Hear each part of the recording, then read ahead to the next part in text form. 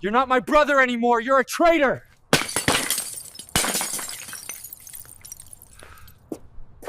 The notification sound from Amy's phone cut through our anniversary dinner like a blade through flesh.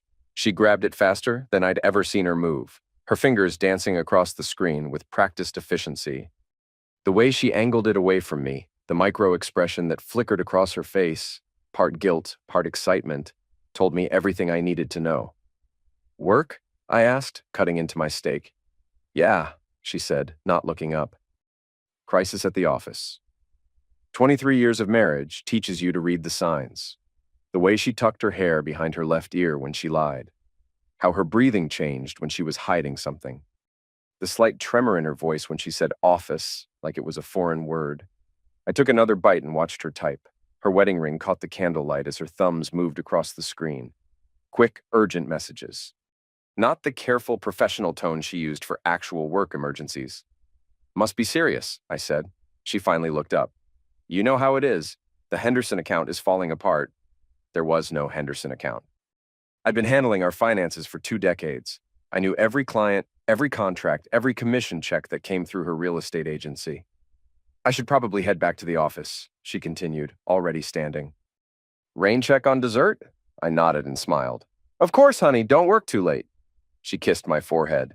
The kind of kiss you give your grandfather, not your husband, and grabbed her purse. I watched her leave through the restaurant's front window, saw her check her phone again before she even reached her car. The waiter came by. "Everything all right, sir?" "Perfect," I said. "Could I get the check?" I drove home slowly, taking the long way through downtown. Our house sat on Maple Street, a colonial we'd bought when Amy's career took off. White picket fence, red door, the whole suburban dream. I'd spent 15 years in the Army before settling into civilian life as a logistics coordinator. Steady work, steady pay, steady life, or so I'd thought. I parked in the driveway and walked to Amy's home office. Her laptop was still open, password screen glowing. She'd left in such a hurry, she forgot to close it. I knew her password, our anniversary date. She'd never changed it. The screen unlocked to reveal a conversation that made my stomach drop. Amy: "He bought it completely. Having dinner now, but I'll leave early." Nick: "Can't wait much longer, babe. When are you telling him?" Amy: "After the divorce papers are ready. Victor says next month." Nick: "Your brother's a good lawyer." Ethan won't know what hit him. Amy: "He's so trusting. Probably thinks I'm actually working late all those nights." Nick: "His loss. Soon you'll be free and we can start our real life." Amy: "Can't wait. This house, this life, it's suffocating me." "You're my escape." I scrolled up. Months of messages, plans, intimate details that made my hands shake. Photos I didn't want to see but couldn't stop looking at. My wife of 23 years and my younger brother, plotting my destruction like I was some obstacle to remove. The front door opened. Amy called out, "Ethan, I'm back." The crisis wasn't as bad as I thought. I closed the laptop and walked to the living room. She was already heading upstairs, phone in hand. "How'd it go?" I asked. "Fine. Just boring paperwork stuff." She paused on the third step. "I'm exhausted. Think I'll take a bath and go to bed early?" "Good idea," I said. "I've got some work to catch up on anyway." She smiled. That same smile I'd fallen in love with in college, now twisted into something unrecognizable. "You're the best, honey." I watched her disappear up the stairs, heard the bathroom door close, heard the water start running. Then I went back to her laptop and started taking screenshots. Every message, every photo, every betrayal carefully documented. My phone buzzed. A text from Nick. "Thursday night poker still on?" I stared at the message for a long time. Thursday night poker. Our monthly tradition since I'd moved back to town 5 years ago. Nick dealing cards across our kitchen table, Amy bringing us beers and sandwiches, laughing at our terrible jokes, all while they were planning to destroy everything I'd built. I typed back, "Wouldn't miss it." Then I opened my laptop and started researching Dubai job opportunities. Not because I wanted to move to Dubai, but because Amy and Nick needed to think that's what I was doing. "Dubai?" Amy's voice cracked slightly. "But I thought, your job here..." "It's a consulting position," I said, stirring my coffee. 6-month contract with Peterson Industries. The money's incredible. We were sitting at our kitchen table, the same table where Nick would deal cards in 2 days. Morning sunlight streamed through the windows, highlighting the dust motes dancing in the air. Everything looked normal, domestic, peaceful. Just a husband and wife discussing a career opportunity. "When would you leave?" she asked. "Next week if I get the position. I have the interview tomorrow." Her face went through a series of micro-expressions. Surprise, concern, then something that might have been relief before settling on what she probably thought looked like disappointment. "That's so sudden," she said. "We should discuss this more." "I already made up my mind." I reached across and took her hand. It felt cold. "This could set us up for life, Amy. After all these years of scraping by, we could finally have everything we wanted." She squeezed my hand, and for a moment I almost believed the concern in her eyes was real. "What about us?" she asked. "What about our marriage? 6 months isn't forever, and you'll be busy with work. The time will fly by." She nodded slowly. "If this is what you want." "It is." That afternoon, I drove to the airport and bought a ticket to Dubai. Not to fly there, but to leave evidence I was planning to. I used our joint credit card, made sure the purchase would show up on our statement. Then, I rented a post office box across town and started having mail forwarded there. My phone rang as I was driving home. "Victor." "Ethan, buddy, how's it going?" Victor Kane and I had served together in Middle East. While I'd gone into logistics after discharge, he'd found work in what he politely called private security. The kind of private security that didn't ask too many questions and solved problems with methods the regular world preferred not to think. "About?" "Could be better," I said. "You busy these days?" "Never too busy for an old friend. What's on your mind?" "I might need some help with a situation." "What kind of situation?" I pulled into a gas station and parked. "The kind where people need to understand they've made some poor choices." Silence on the other end. Then, "Civilian problem?" "Family problem." "Ah." Victor's voice changed, became more serious. "Those are the worst kind. You want to meet up? Talk face to face?" "Yeah, but not in town. You know Murphy's Bar out on Route 9? The one with that gravel parking lot? I'll be there in an hour." Murphy's was the kind of place where conversations happened in corners and nobody remembered faces. Victor was already there when I arrived, sitting in a booth with his back to the wall. He looked the same as always, compact, alert, with eyes that missed nothing. "You look like hell," he said as I sat down. "Feel worse." I ordered a beer from the waitress, waited until she was gone.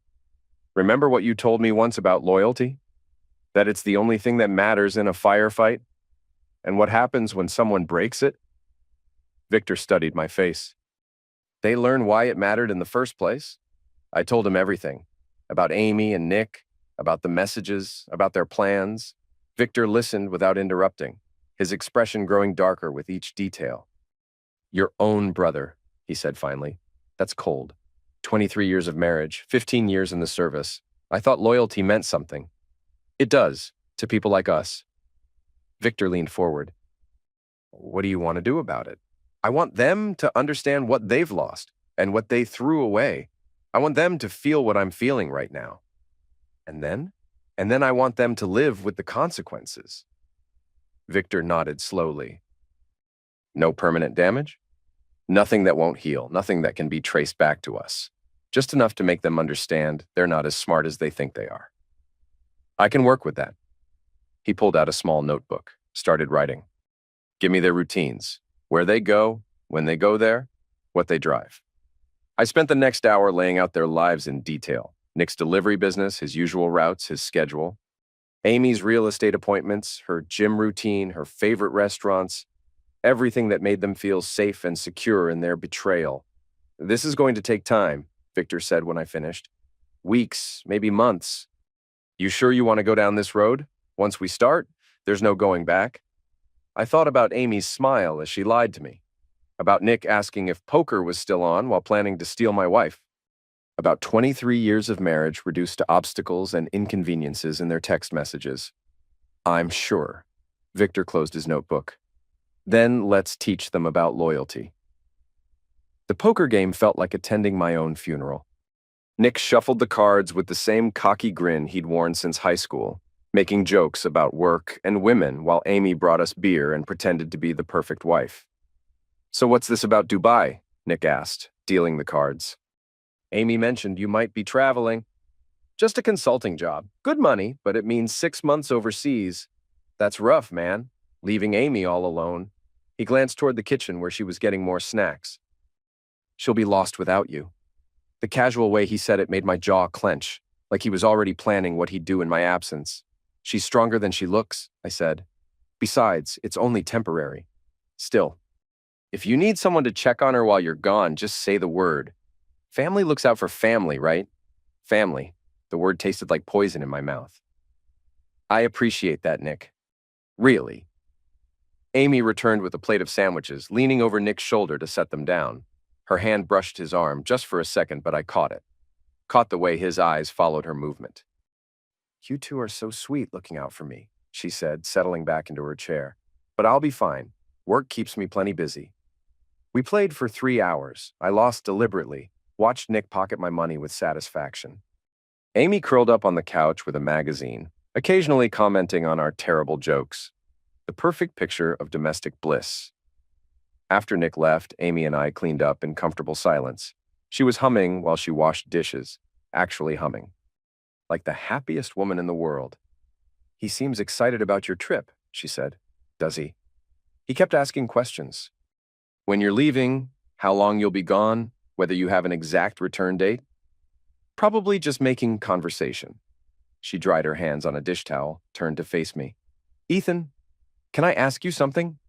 My heart rate spiked. "Sure. Are you having second thoughts about Dubai?" I studied her face, looking for tells. Was this genuine concern or careful manipulation? "Why would you ask that?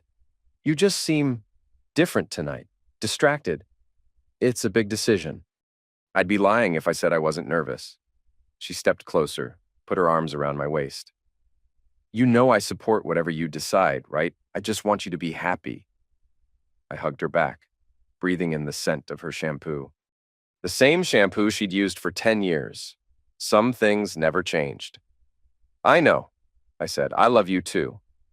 She kissed me then, soft and gentle, like the old days before everything went wrong. For a moment, I almost believed it was real. Almost.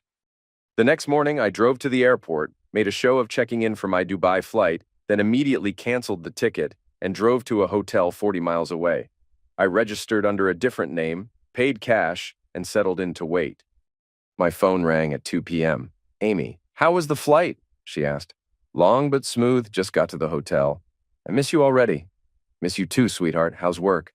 "Busy. I might have to work late tonight." "The Patterson deal is getting complicated." There was no Patterson deal. I'd already confirmed that with her agency. "Don't work too hard," I said. "I'll call you tomorrow." "I love you, Ethan." "Love you too." I hung up and immediately called Victor. "It's time," I said. That evening, Victor followed Nick's delivery truck through downtown. At a red light on 5th Street, he tapped Nick's rear bumper with his rented sedan. Not hard enough to cause damage, just enough to rattle him. Nick got out to check for dents. Victor rolled down his window. "Sorry about that, buddy. Thought you were braking harder." "No damage done," Nick said, but I could hear the nervousness in his voice when Victor called me later. "Just be more careful next time."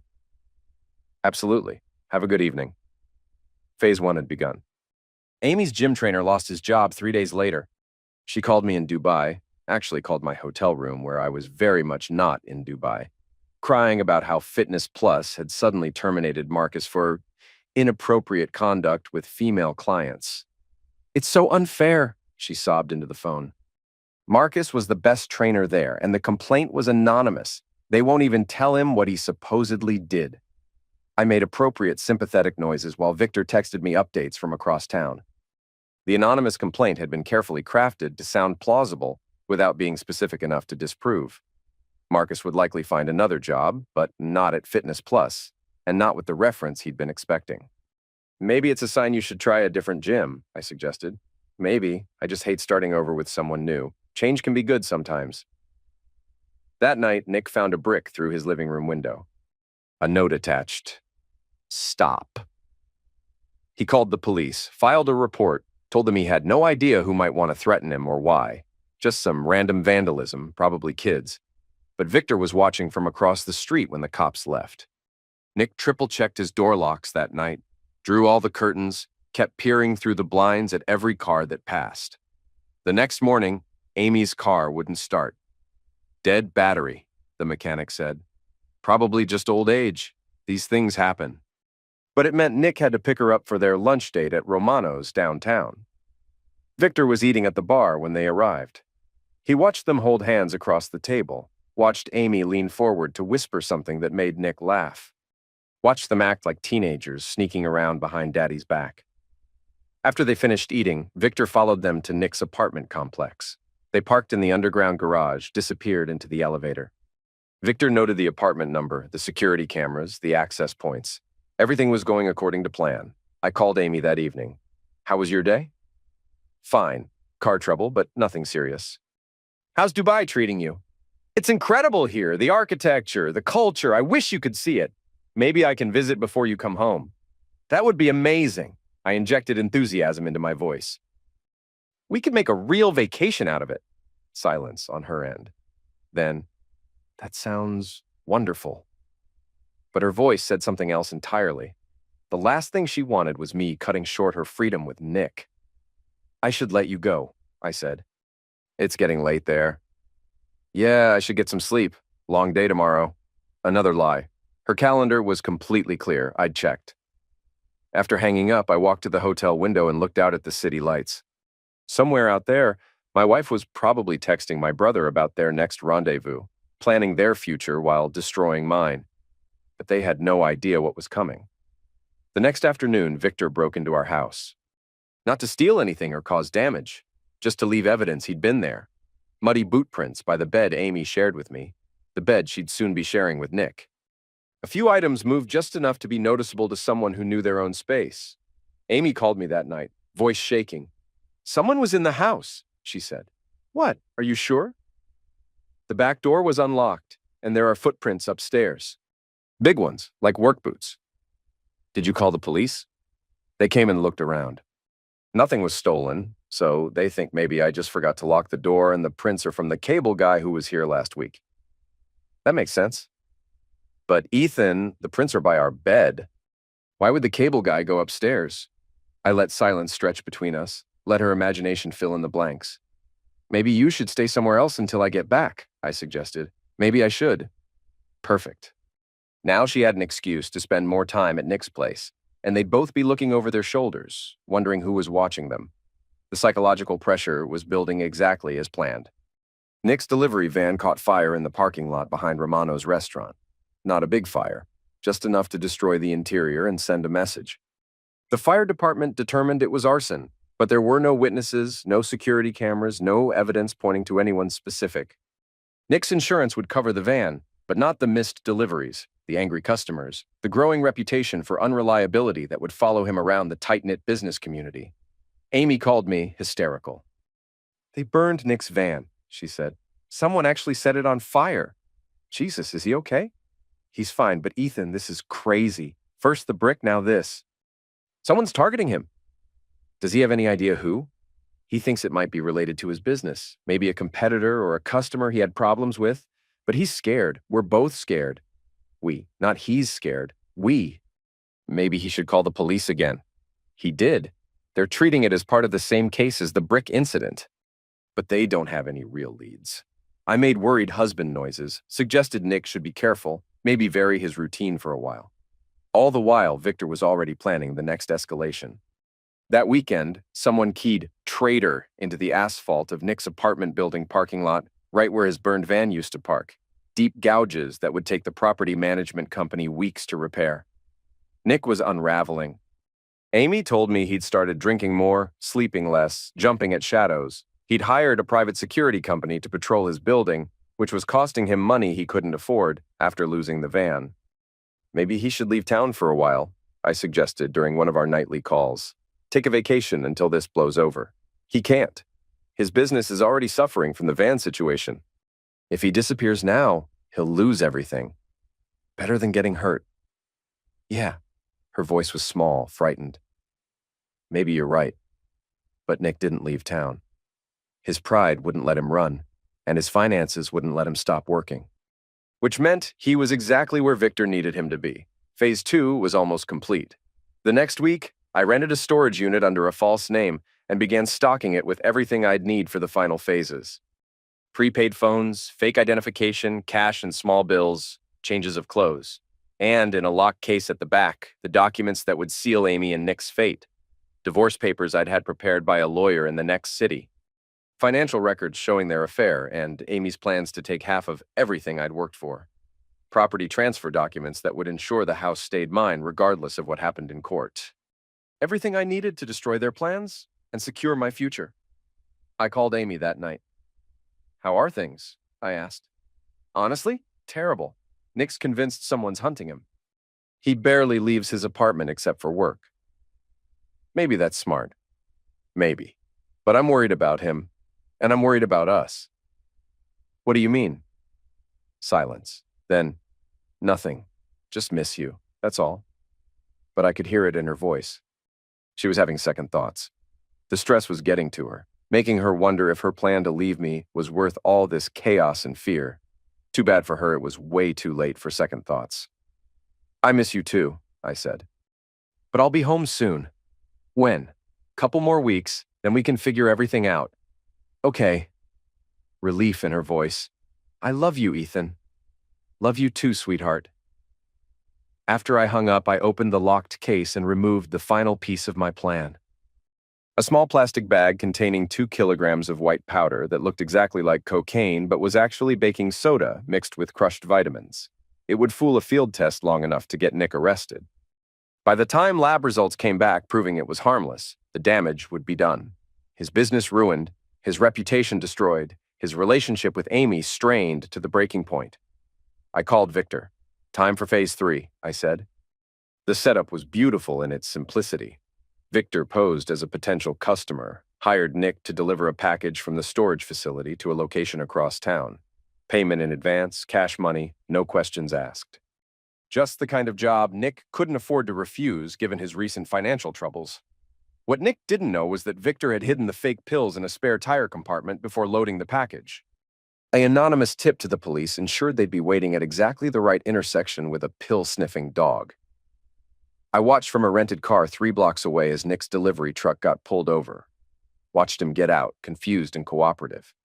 Watched his confusion turn to horror as the dog alerted on his vehicle and officers found the package. He kept shaking his head, kept saying there must be some mistake. But 2 kilograms of what looked like cocaine told a different story, and Nick had no way to prove his innocence. They cuffed him right there on Elm Street, read him his rights while a small crowd gathered to watch. By evening, it would be all over local social media. By morning, everyone in town would know that Nick Patterson had been arrested on pill charges. Amy called me sobbing. "They arrested Nick," she managed between gasps. "For pills, Ethan." "They found pills in his truck. That's impossible. Nick doesn't do pills." "I know, but they found 2 kilograms of cocaine hidden in his spare tire. He swears he doesn't know how it got there. Maybe someone planted it? That's what he says." "But who would do that? And why?" I let her cry for a while, made soothing sounds, played the supportive husband hearing terrible news about his brother. "What did his lawyer say?" I asked. "He can't afford a real lawyer." "They gave him a public defender, but she's got dozens of cases. She barely has time to learn his name, let alone prove his innocence." "How much is bail?" $200,000. Even with a bondsman, we'd need $20,000 cash. There it was again. "I don't have that kind of money," I said. "Not liquid anyway." "I know. And my savings account only has about $8,000. Her savings account had exactly $7,847. I knew because I'd been monitoring our finances for weeks. Maybe we could take out a loan against the house. That would take weeks to process. Nick can't sit in jail that long. His business will be finished. His business was already finished. Word was spreading fast through the delivery community that Nick Patterson was unreliable at best, a pill dealer at worst.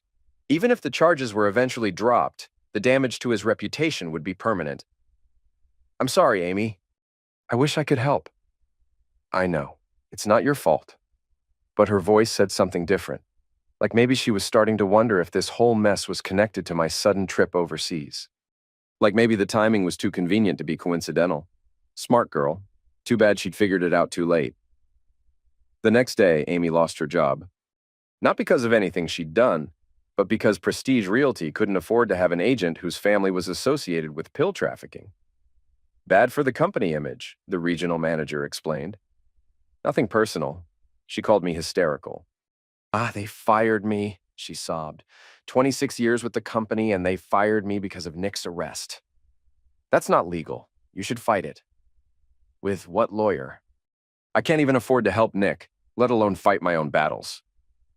Everything was falling apart for her, exactly as planned. No job, no savings, no way to help her lover, and a husband conveniently out of the country when she needed support most. I'm coming home, I said. What? But your contract? Forget the contract. My family needs me. Relief flooded her voice. Thank you. I know you're giving up a lot. You're more important than money. The irony was delicious. She thought I was sacrificing financial opportunity to support her through this crisis. She had no idea I'd engineered the entire situation. I flew back from Dubai the next day, actually just drove home from my hotel. Amy was waiting in our driveway when I pulled up, looking haggard and desperate. She ran to me like I was her salvation. I'm so glad you're home, she said, hugging me tight. Everything's going to be okay, I assured her, stroking her hair. We'll figure this out. That evening, we visited Nick in county lockup. He looked terrible, unshaven, hollow-eyed, wearing an orange jumpsuit that hung loose on his shrinking frame. Ethan, thank God you're back, he said when we sat down in the visiting room. This is insane. Someone set me up. Why would someone do that? I don't know. Maybe connected to all the other stuff that's been happening. The brick, the van fire, the maltreatment, other stuff. Amy filled me in on everything that had happened while I was away. I played the concerned brother-in-law, asking all the right questions, expressing appropriate outrage at the injustice. We'll get you out of this, I promised Nick. Whatever it takes. His eyes filled with tears. I didn't do this, man. I swear on Mom's grave, I didn't do this. I believe you, I lied. Walking back to the car, Amy was quiet. Finally, she spoke. Ethan, can I ask you something? Sure. Do you think it's possible someone's targeting our whole family? First, Nick gets maltreated. Now he's framed for pill dealing. I lose my job right after you leave for Dubai. That's a pretty wild conspiracy theory. Is it? I mean, what are the odds all this happening at once is just coincidence? I stopped walking, turned to face her. What are you suggesting? I don't know. Maybe Nick was right about having enemies. Maybe whoever's after him decided to go after me too, to put more pressure on him. Close, but not quite right. That's pretty elaborate, I said. This isn't a movie, Amy. Sometimes bad things just happen all at once. She nodded, but I could see her mind working. The pieces were there if she was smart enough to put them together. Too bad for her I was 3 steps ahead. I waited 2 weeks before making my next move. Long enough for Amy to settle into the new reality of unemployment and stress, long enough for Nick's situation to feel hopeless and permanent. Then I came home early from my new local job. I'd found work with a different logistics company naturally, and discovered Amy wasn't there. Her car was gone, her purse missing from the kitchen counter where she always left it. I called her cell. It went straight to voicemail. I waited an hour, then called the police. I'd like to report my wife missing, I told the dispatcher. Officer Blake arrived 30 minutes later. I'd researched him carefully, divorced, bitter about his ex-wife's infidelity, exactly the kind of cop who would be sympathetic to my situation. When did you last see your wife? He asked, pulling out his notebook.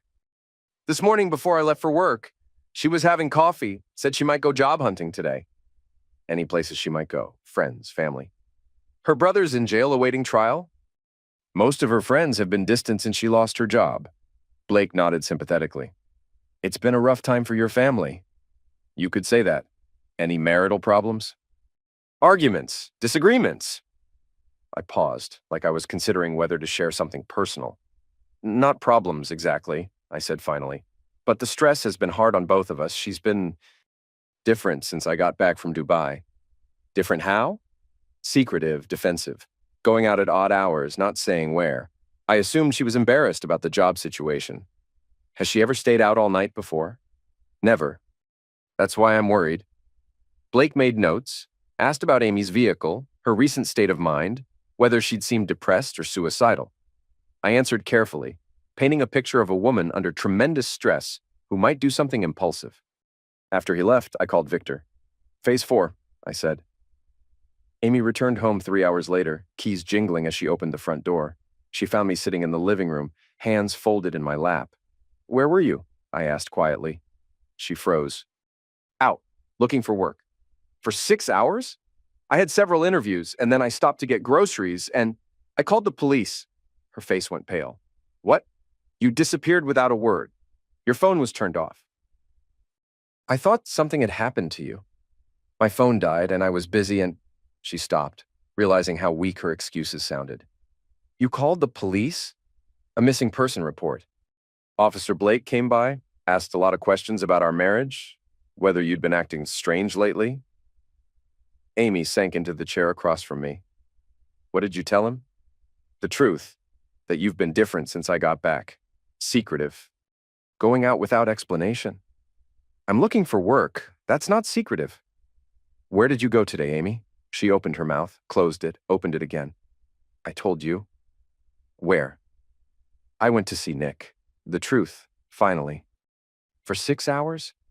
"We talked about his case, about options, about what we're going to do." "We." She caught the emphasis, heard the trap closing around her. "The family. What the family is going to do." I stood up, walked to the window.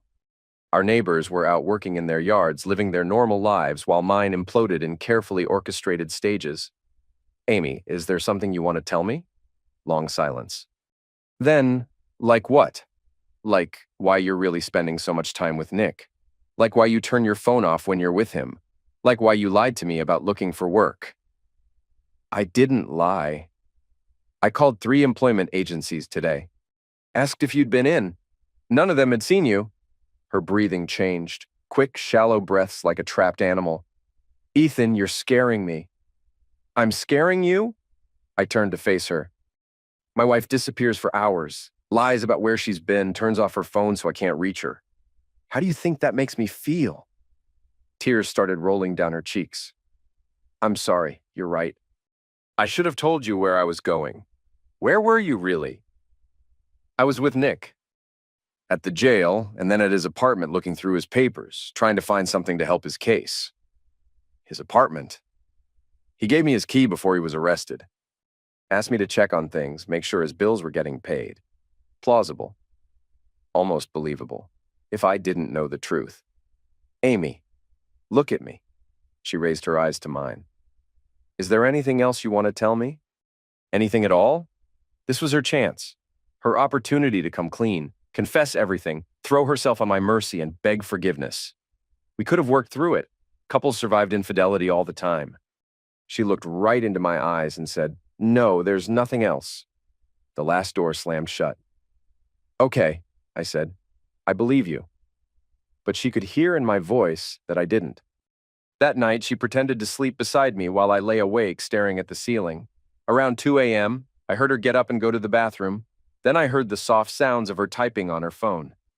Probably texting Nick, telling him about our conversation, about the police report, about the walls closing in around them. Good. Let them panic. Let them make mistakes. The end game was approaching. The next morning brought a knock at our door. Officer Blake again, this time with a female detective I didn't recognize. "Mr. Patterson, I'm Detective Sarah Mills. Could we speak with you and your wife?" Amy appeared behind me, still in her bathrobe. "What's this about?" "May we come in?" Blake asked. We sat in our living room, the same room where Nick had dealt poker cards just weeks ago. Detective Mills pulled out a recording device. "We're following up on the missing person report from yesterday," she said. "And we have some questions about your brother-in-law's case." "I don't understand," Amy said. "What does one have to do with the other?" Mills consulted her notes. "Nick Patterson has been making some interesting claims from jail. Says he believes he's being framed, that someone's been maltreating him for weeks before the pill arrest." "That's what he told us too," I said. "He also says his sister-in-law has been his primary support system, visiting him regularly, helping with his legal affairs, even staying at his apartment to manage his business correspondence." Amy's face flushed. "I was just trying to help family." "Of course. but Mr. Patterson seems to think whoever framed him might also be targeting you. He's worried about your safety." "That's ridiculous," Amy said quickly. "I mean, I appreciate his concern, but I can take care of myself." Blake leaned forward. "Mrs. Patterson, when you filed the missing person report yesterday, you mentioned your wife had been acting differently, secretive, defensive. Could you elaborate?" I glanced at Amy, saw the fear in her eyes. "It's probably just stress," I said. "Losing her job, worrying about Nick. We're all under a lot of pressure." "Understandable. But your wife was missing for 6 hours yesterday, phone turned off, no word about where she'd gone. That seems extreme for a job search." "I explained that," Amy interjected. "I was helping Nick with his case." Mills made a note. "At the county jail?" "Yes, and at his apartment afterward. The jail logs show you visited for 45 minutes. What did you do for the other 5 hours?" Amy's mouth opened and closed.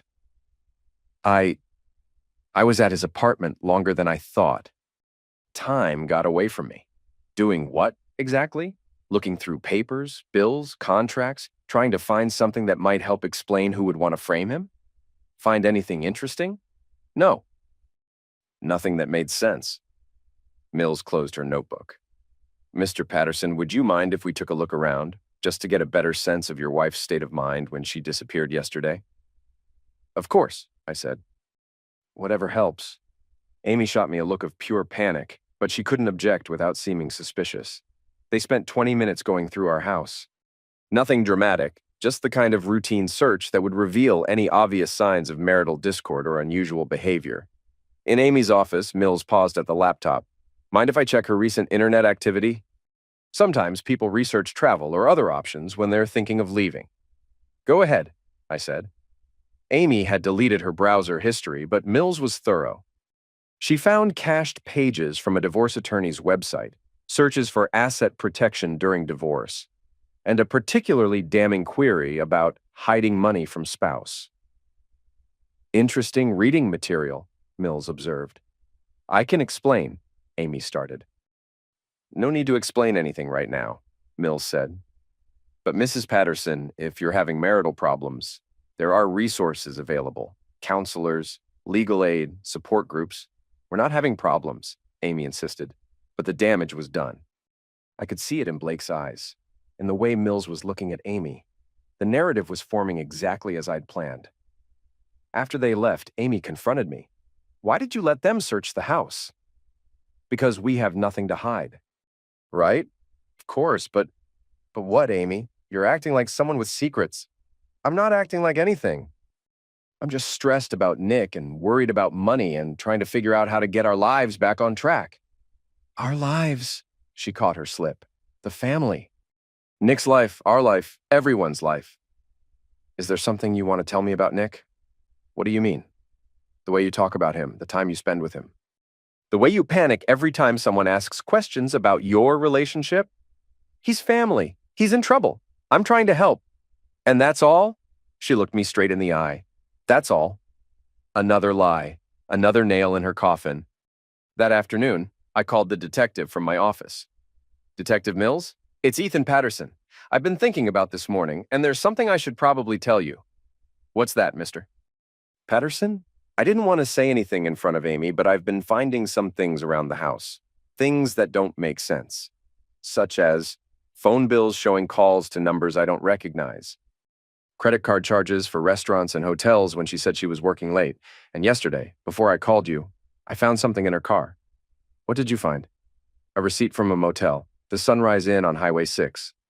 Dated 3 days ago." Silence on the other end. Then, "Mr. Patterson, are you suggesting your wife is having an affair?" I don't know what to think, but between the secrecy, the lies about where she's been, and now this receipt, I'm starting to wonder if there's more going on than just trying to help Nick with his legal problems. "Have you confronted her about this?" "I tried. She denies everything, says I'm being paranoid." "Mr.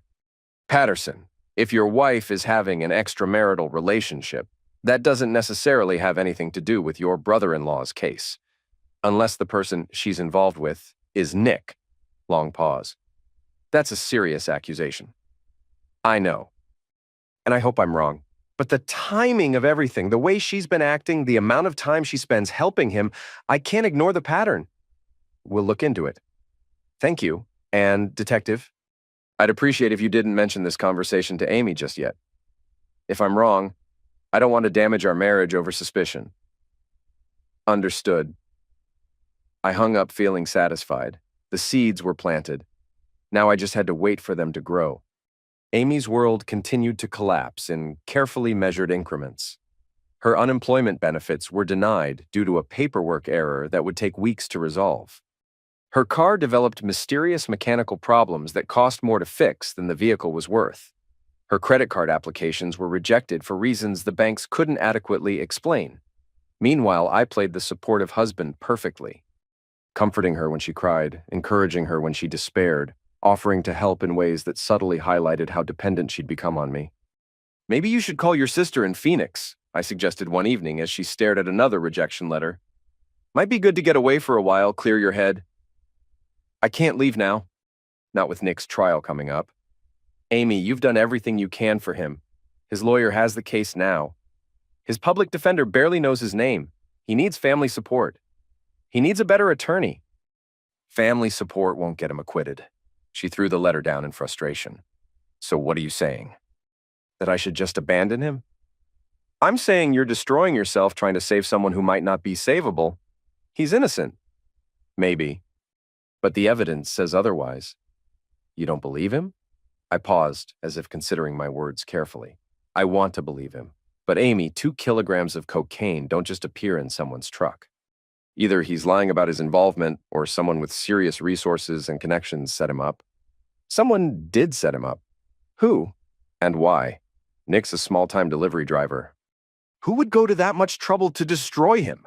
She didn't answer, but I could see the wheels turning. The same question had been eating at her for weeks. Unless, I continued, it's connected to something else. Something bigger than just Nick's business? Like what? I don't know. Maybe he got involved with the wrong people. Maybe he saw something he shouldn't have. Maybe he made promises he couldn't keep. I was giving her an out, a way to rationalize Nick's situation that didn't implicate her directly. If she was smart, she'd take it. He would have told me if he was in that kind of trouble. Would he? If it was dangerous, if it could put you at risk too? She considered this. Maybe. Amy, I need to ask you something, and I need you to be completely honest with me. Her body tensed. Okay. Is there any chance Nick was actually involved in pill dealing? Even minor stuff, even just as a favor for someone else? No, absolutely not. How can you be so sure? Because I know him, because we... She stopped herself. Because what? Because we've talked about it, extensively. He's as confused as anyone about how those pills got in his truck. When did you talk about it, extensively? During my visits. And when I've been helping with his case. Amy, how much time are you really spending on Nick's case? What do you mean? I mean, you're at the jail 3 times a week. You're at his apartment every other day. You're spending more time on his problems than on finding a new job. His problems are urgent. Jobs can wait. Can they? We're burning through our savings. The mortgage payment is due next week, and we don't have enough in checking to cover it. Her face went pale. She'd been so focused on Nick's crisis that she'd lost track of our own financial situation. How bad is it? She asked. Bad? If you don't find work soon, we'll have to make some hard choices. Like what? Like selling the house? No. The word came out as a whisper. We can't sell the house. Amy, we can't keep hemorrhaging money. And if you're going to spend all your time playing attorney for Nick instead of looking for work, I'll find a job, I promise. When? You've been looking for 3 weeks and haven't had a single interview. The market is tough right now. The market is tough for people who don't try. But you've been too busy with Nick to actually look. She started crying then, the same hopeless sobs I'd been hearing for weeks. But this time, there was something different in her tears. Guilt, maybe. Or recognition that her choices had consequences she hadn't considered. I don't know what to do, she said. You could start by being honest with me? She looked up, mascara running down her cheeks. What do you mean? I mean, if there's something going on between you and Nick, you need to tell me now, before this gets any worse. There's nothing going on. Amy, I found a receipt in your car from the Sunrise Inn. Her face went white. I can explain. I'm sure you can, but the question is whether your explanation will be the truth. She sat there for a long moment, weighing her options. Tell the truth and face the consequences, or double down on the lies and hope I couldn't prove anything. She chose badly. I was meeting a potential employer there. He wanted to discuss a position in private. What employer? Robert Morrison. He runs a consulting firm. I'll call him tomorrow and thank him for considering you. Panic flashed across her face. He's traveling, won't be back for weeks. Then I'll wait. She realized she was trapped. The lie was too specific, too easy to disprove. Ethan, She started, then stopped. What, Amy?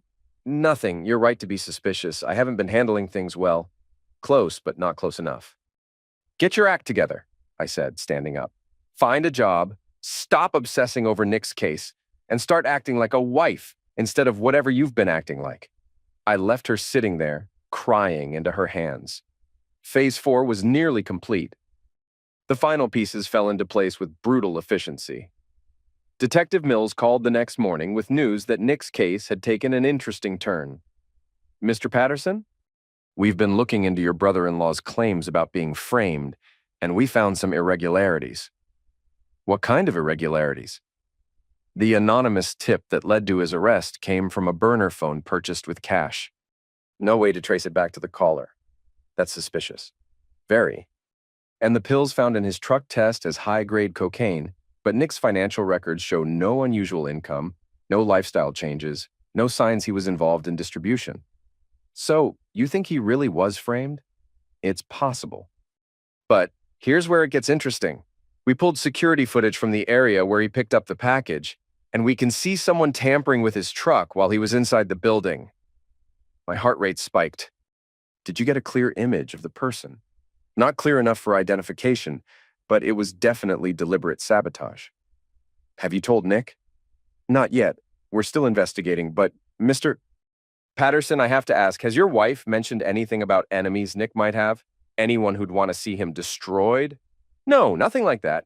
Amy's convinced he's innocent. Speaking of your wife, we'd like to talk to her again. Some inconsistencies in her previous statements. What kind of inconsistencies? I'd rather discuss that in person.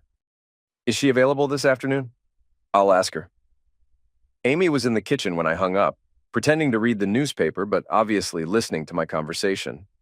The police want to talk to you again, I said. About what? They're finding evidence that Nick really was framed, but they have questions about your statements. Relief and terror warred across her face. Relief that Nick might be exonerated. Terror that her lies were catching up with her. What questions? They didn't say. But Amy, if you haven't been completely truthful with them, now's the time to come clean. If they find out you've been lying, I haven't lied about anything important. What if you lied about that's not important? Silence. Amy, I may have simplified some things about my relationship with Nick. Here it comes. Oh, what kind of relationship? We're close. Closer than I probably made it sound. How close? He's been more than just a brother-in-law to me. Meaning, what exactly? She started crying again. Meaning I've been having an affair with him for the past 8 months. There it was. The confession I'd been waiting for. An affair. Yes, my brother and my wife have been having an affair. Yes. I sat down heavily, like the news was a physical blow. How long? I told you. 8 months. How did it start? Does it matter? It matters to me. She wiped her eyes with a dish towel. It started gradually. He was having problems with his business. Needed someone to talk to. I was having problems with us. Our marriage. We started talking, spending time together. One thing led to another. Problems with our marriage? What problems? You know what problems? No, I don't. Enlighten me. You're never here. When you are here, you're distant. We haven't had a real conversation in years. We don't do anything together. Don't share anything meaningful. I felt like I was married to a stranger. So you decided to sleep with my brother. It wasn't planned. It just happened. For 8 months, it just happened? I know how it sounds. It sounds like you've been lying to me for 8 months while sleeping with my brother behind my back. Yes. And the Dubai trip? You were planning to leave me while I was gone? She nodded miserably. Were you going to tell me or just disappear? We were going to wait until after you got back, file for divorce, split everything fairly. Fairly? I almost laughed. You think destroying our marriage is fair? I think 23 years is long enough to stay in a relationship that isn't working. For who? It was working fine for me. Because you never paid attention. You had no idea how miserable I was. I had no idea you were a cheating liar. She flinched like I'd slapped her. When the police ask you about your relationship with Nick, I said, you'd better tell them the truth. All of it. Because if they find out you've been lying, they'll assume you were involved in framing him too. I wasn't involved in anything. Then you'd better hope they believe you. I left her in the kitchen and went to my office to call Victor. It's time for the final phase, I said. You sure? Once we do this, there's no taking it back. I'm sure. She just confessed everything. Now I want them both to face the consequences. Your call. I'll make the arrangements. That evening, I had dinner with my cheating wife one last time. We ate in silence, both of us knowing our marriage was over, both of us knowing the worst was yet to come. After dinner, I went to the storage unit and retrieved the locked case. Inside, along with the fake divorce papers and property transfers, was the real prize, a recording device I'd been carrying for weeks, capturing every conversation, every lie, every admission of guilt, including Amy's confession that afternoon. The police would find it very interesting. The next morning brought Detective Mills and Officer Blake to our door again, this time with a warrant. We're here to search the premises in connection with the Nicholas Patterson case, Mills announced, handing me the paperwork. Amy appeared beside me, still in her robe. I don't understand. What are you looking for? Evidence of conspiracy, obstruction of justice, and perjury, Blake said. Step aside, please. They swept through our house like a hurricane, turning over drawers, checking computers, photographing documents.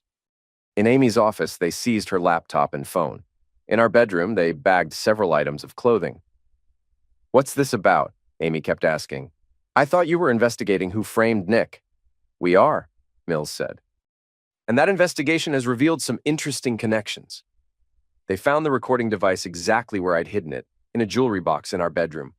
Mills held it up like a trophy. Whose is this? Amy stared at it in confusion. I've never seen it before. It was hidden in your jewelry box.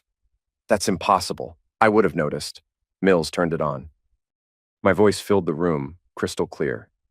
Amy, I need to ask you something, and I need you to be completely honest with me. Then Amy's voice. I've been having an affair with him for the past 8 months. Amy's face went white. How is that possible? Good question, Mills said. Mr. Patterson, did you place this device in your wife's jewelry box? I've never seen it before either. Someone's been recording your private conversations. That's illegal, Amy said. You can't use that in court. Actually, we can. Maryland is a one-party consent state. If one person in the conversation knows it's being recorded, it's admissible. But neither of us knew. Are you sure about that? Amy looked at me with dawning horror. Ethan? Why would I record my own wife confessing to infidelity? I don't know, but someone did. Mills bagged the device. We'll be analyzing this for fingerprints and DNA. If either of you placed it there, we'll know. After they left, Amy confronted me. This is insane. Someone's been listening to our conversations, recording our most private moments, apparently. Aren't you upset about this? Someone invaded our home, our privacy. I'm more upset about the infidelity.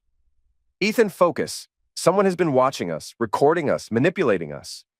Don't you see what's happening?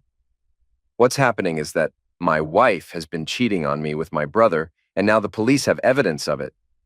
That's not what I mean. Think about the timing. You leave for Dubai, Nick gets maltreated, then framed, I lose my job, our finances fall apart, and now we find out we've been under surveillance. Someone orchestrated all of this. She was finally putting it together. Too late, but she was getting there. Who would do that? I don't know, but someone with resources, connections, and a serious grudge against our family. Amy, you're starting to sound paranoid. Am I? Or am I the only one seeing the big picture? She paced around the living room, working through the logic. The maltreatment campaign against Nick, the planted pills, the anonymous tips to police, the recording device. Even your job offer in Dubai. What if that wasn't real either? My blood ran cold. She was getting too close to the truth. What are you suggesting? I'm suggesting we've been played. All of us. You, me, Nick, we're all sufferers of some elaborate revenge scheme. Revenge for what? I don't know yet, but I'm going to find out. That afternoon, she called the hotel in Dubai where I'd supposedly stayed. I listened from the next room as she spoke to the desk clerk. I'm trying to verify that my husband stayed there last month. Ethan Patterson? Pause. Are you sure? Can you check again? Longer pause. I see. Thank you. She hung up and came to find me. They have no record of you ever staying there. That's impossible. I have receipts. Show me. I pretended to look through my papers. I must have left them at the office. Ethan, the hotel clerk said they've never had a guest by your name. Not last month, not ever. Maybe I stayed somewhere else and mixed up the names. Where did you stay? I don't remember exactly. It was just a business hotel. You don't remember where you lived for 6 weeks? Amy, I was working 18-hour days. The hotels all blur together. She stared at me for a long moment. You never went to Dubai. That's ridiculous. Prove it. Show me your passport stamps. Show me your airline boarding passes. Show me anything that proves you left the country. I could have shown her fake documents. I had them prepared. But something in her eyes told me the game had changed. She wasn't just suspicious anymore. She was certain. Where were you really? She asked. I was in Dubai. Liar. Amy, you've been here the whole time, watching us, recording us, orchestrating everything that's happened. You're being paranoid. Am I? Let's see. You conveniently leave town just as Nick starts getting maltreated. I lose my job right after you're gone. Our finances mysteriously fall apart. Nick gets framed on pill charges, and now we find out someone's been recording our private conversations. Correlation isn't causation. And you keep deflecting instead of answering direct questions. She pulled out her phone. I'm calling the police. To tell them what? That I think my husband framed my brother-in-law and has been stalking his own family. They'll think you're crazy. Will they? Or will they start investigating you instead of just Nick? I grabbed her wrist before she could dial. Amy, you need to think about what you're doing. Let go of me. If you make that call, you'll destroy both our lives. You already destroyed our lives. I'm trying to save what's left of them. She jerked her hand free. By framing Nick? By recording our conversations? By lying to me for months? By showing you the consequences of betrayal? The words hung in the air between us like a confession.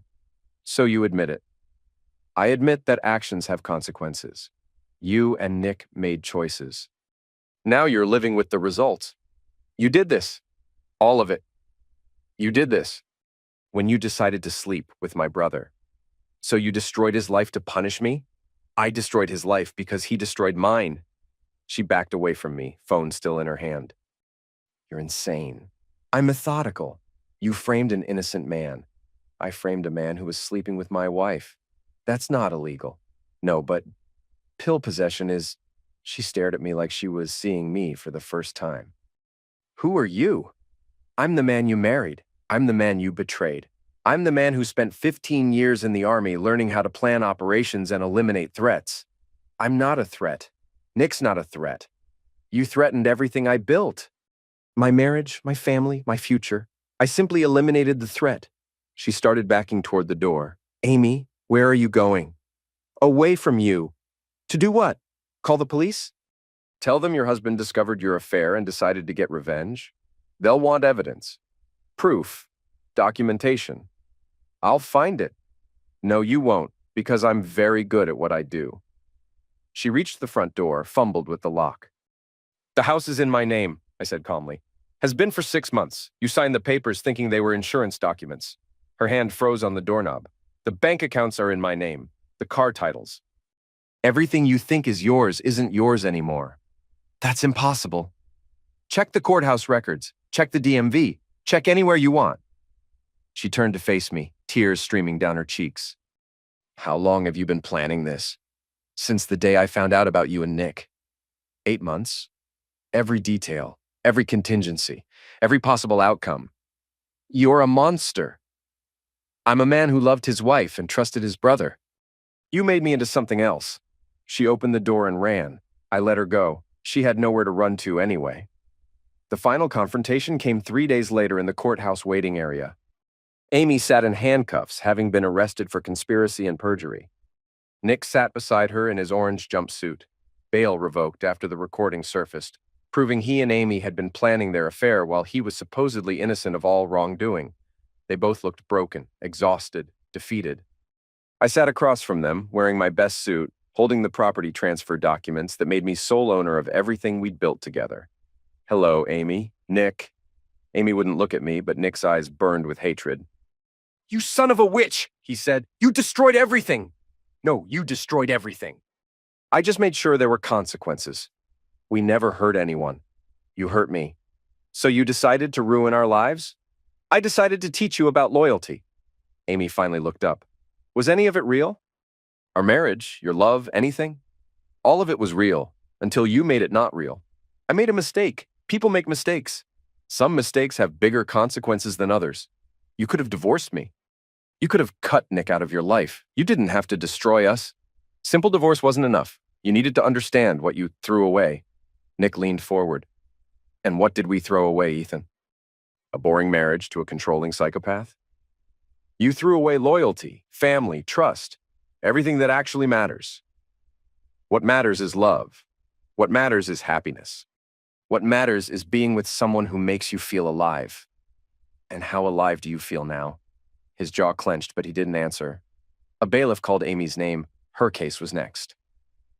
This isn't over, she said as they led her away. Yes, it is. Nick's case was called an hour later. The recording had destroyed any sympathy the jury might have had for him. A man who would betray his own brother's marriage wasn't someone they were inclined to believe about anything else. The planted pills, the fake evidence, the elaborate frame job, none of it mattered anymore. The jury saw a liar and a homewrecker who got what he deserved. Nick got 8 years. Amy got 3 years suspended sentence and 5 years probation for conspiracy and perjury. But her real punishment was losing everything: the house, the savings, the life she'd taken for granted. I walked out of the courthouse into the afternoon sunlight. The parking lot stretched out before me, half empty, quiet, except for the sound of traffic on the street. My phone buzzed. A text from an unknown number. Justice served. V. I deleted the message and got in my car. Victor would disappear back into whatever shadows he'd emerged from, his part in this finished. The recording device would never be traced back to either of us. The planted pills had already been destroyed, replaced with harmless baking soda that would confuse any future investigation. There were no loose ends, no evidence, no trail leading back to me. Just consequences, finally delivered to people who thought they were smart enough to avoid them. I drove home, to my house, and poured myself a drink. Outside, the neighborhood was settling into evening routines. Families having dinner, kids playing in yards, normal people living normal lives. The kind of life I'd had before Amy decided it wasn't enough for her. The kind of life she'd never have again. I raised my glass in a toast to the empty room. She wanted freedom, I said aloud. I gave her a cage made of her own lies.